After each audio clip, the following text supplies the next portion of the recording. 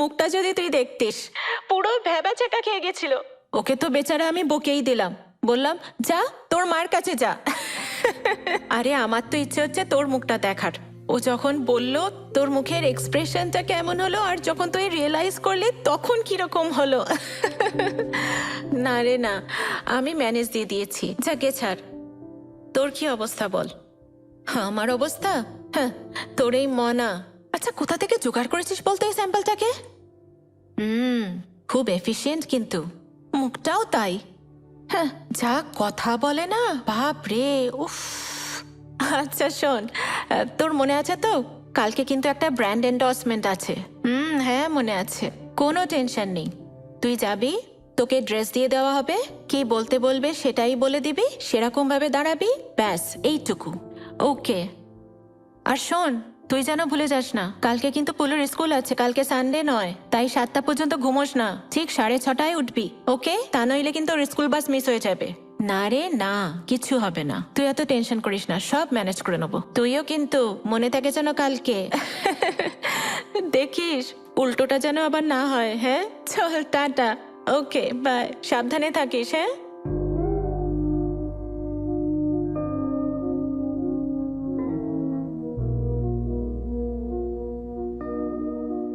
এটা এটা কি কস্টিউম? এটা কস্টিউম? হ্যাঁ। এর তো সামনে পেছনে কিছুই নেই। নিয়ে যাও, এটা আমি পরবো না। যা বাবা, আপনি তো এর আগে কতবার পড়েছেন।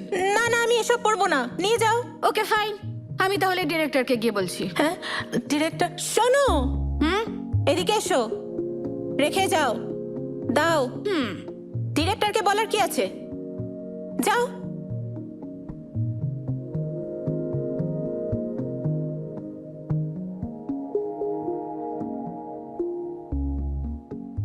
হে ভগবান, জয়, এ তুই আমাকে কোথায় এনে ফেললি জয়? কে ফাঁসলাম আমি। বাবা, তুই যে কি করে পারিস কে জানে। আমার তো 3-4 দিনেই হালাত খারাপ হয়ে গেছে। তোর কাজটা কি সহজ নাকি? শুনতেই সহজ, করতে গেলে না, উফ বাবা, জানটা বেরিয়ে যায়। তুই জানিস কালকে আমি 5 বার ডায়লগ ভুলে গেছি, 5 বার আমার জন্য কাট করতে হয়েছে। তাই এই রে, তাহলে নিলয়ের অবস্থা খারাপ করে দিয়েছিস তো? হাই সুইটহার্ট, তুমি ফোকাস করো, কাম অন, কনসেন্ট্রেট, লাইটটা নাও। ওহ হেভেন্স।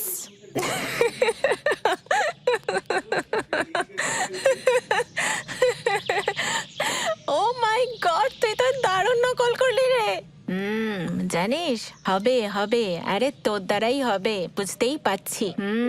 নকল না ছাই, কিচ্ছু হবে না আমার দ্বারা। আমি এদিকে এক্সপ্রেশন দেবো না, লাইন্স মনে রাখবো না, লাইট নেবো। উফ, সবকিছু যেন একদম জগা খিচুড়ি পাকিয়ে যাচ্ছে আমার। আর আমার কি অবস্থা জানিস, আমি তো যাকে পারছি ধমকে দিচ্ছি, কখনো পুলুকে, কখনো কাগজলাকে।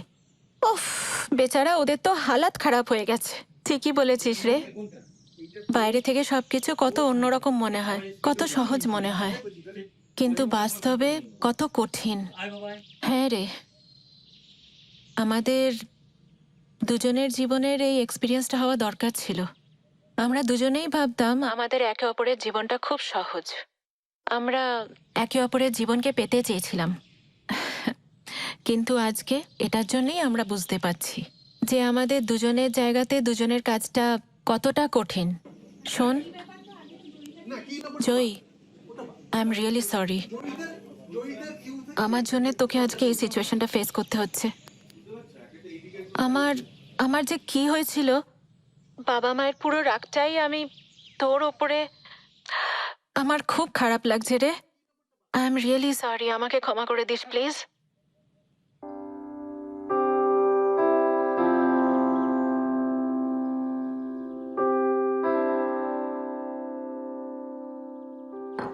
এই নিন আপনার পোচ। কি, পোচটা পারফেক্ট হয়েছে তো? Better, improving. বড্ড পাকা হয়েছো। হুম, কেন? বড় হচ্ছি তো। আচ্ছা, খুব বড় হয়ে গেছো তুমি, তাই না? তোমাকে দেখাচ্ছি তুমি কত বড় হয়েছো। ওই মনে এলো। হ্যাঁ আয়। শোনো, তুমি কিন্তু আজকে ব্রেডটা ফিনিশ করবে, আর দুধটা অবশ্যই। প্রত্যেক দিন দেখছি দুধ হাফ গ্লাস করে পড়ে আছে।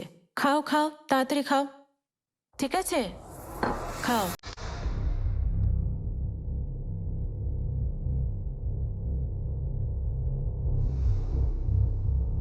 বুলু,